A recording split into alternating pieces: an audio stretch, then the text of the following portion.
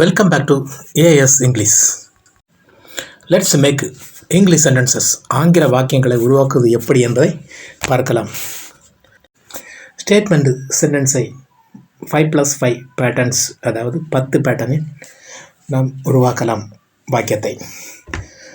ஏற்கனவே நாம் subject plus verb மற்றும் subject plus verb plus object இரண்டு பேட்டர்னையும் நாம் பார்த்து விட்டோம். இப்போது நாம் பார்ப்பது subject plus verb plus indirect object plus direct object.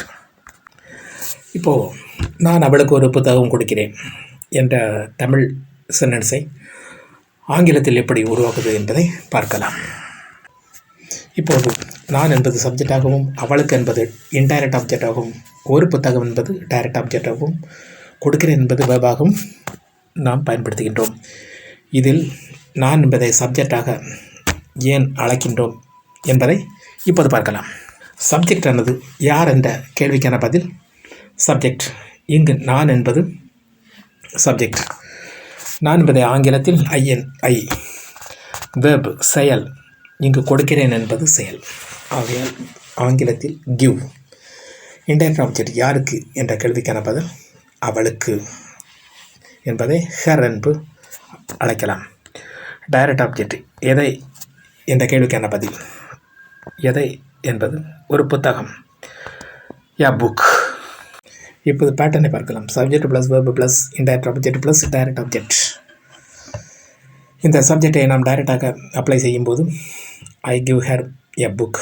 நான் அவளுக்கு ஒரு புத்தகம் கொடுக்கிறேன். இந்த சென்டென்ஸை இன்னும் விரிவாக பார்க்கலாம். நான் என்பது சப்ஜெக்ட், அவளுக்கு என்பது இன்டைரக்ட் ஆப்ஜெக்ட், ஒரு புத்தகம் என்பது டைரக்ட் ஆப்ஜெக்ட், கொடுக்கிறேன் என்பது வேர்ப்.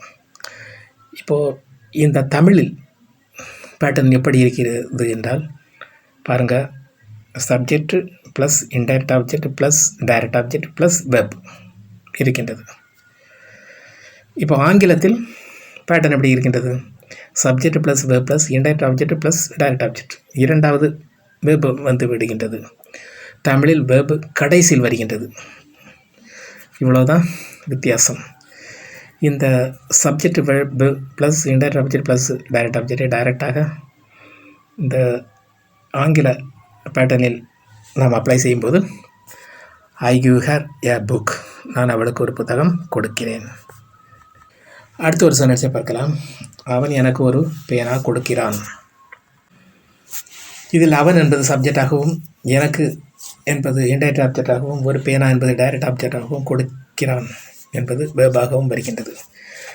வேர்பு வந்து கடைசியில் வருகின்றது. இதில் சப்ஜெக்ட் என்பது யார் என்ற கேள்விக்கான பதில் இந்த சென்டென்ஸில் அவன் என்ற பதில் வருகின்றது. அதனால் ஆங்கிலத்தில் ஹி. வேர்பு செயலை பற்றி குறிப்பிடுவது. கொடுக்கிறான் என்பதற்கு ஆங்கிலத்தில் கிவ்ஸ். இன்டைரக்ட் ஆப்ஜெக்ட் யாருக்கு என்ற கேள்விக்கான பதில் எனக்கு, ஆங்கிலத்தில் மீ. டைரக்ட் ஆப்ஜெக்ட் எதை, அதாவது ஒரு பேனா, எ பென். பேட்டர்னில் டைரெக்டாக அப்ளை செய்யும் போது he gives me a pen. அவன் எனக்கு ஒரு பேனா கொடுக்கிறான். இப்போது நாம் பார்த்ததை ஒரே பேஜில் கொடுத்திருக்கின்றேன். செக் செய்து பார்த்து கொள்ளுங்கள். தமிழில் 5 சென்டென்ஸ் கொடுத்திருக்கின்றேன். அதை ஆங்கிலத்தில் பயிற்சி செய்து பாருங்கள். 1. நான் அவனுக்கு ஒரு புத்தகம் கொடுத்தேன். 2. அவள் எனக்கு ஒரு செய்தி அனுப்பினாள். 3. அவர்கள் எங்களுக்கு உதவி அளித்தார்கள். 4. அவன் அவர்களுக்கு ஆங்கிலம் கற்றுக் கொடுத்தான். 5.